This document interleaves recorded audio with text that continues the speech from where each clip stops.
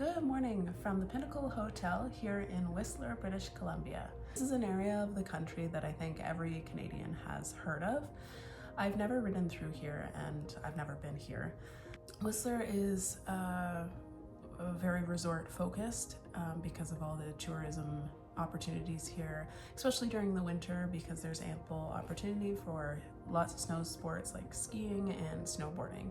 So with that, this area comes with a very hefty price tag, which you have to be careful for. Thankfully, I'm passing through here during the off season, so my hotel was relatively inexpensive. Now, having said that, today is my last day of riding, which is more bitter than sweet.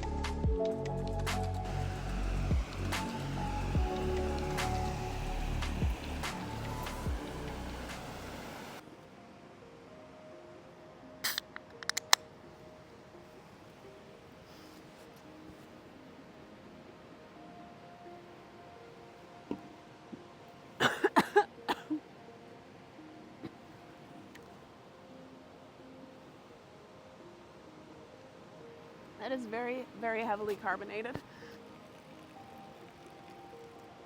Let's talk about Duffy Lake Parkway, also known as Highway 99, specifically the section between Whistler, British Columbia and Lillooet, British Columbia.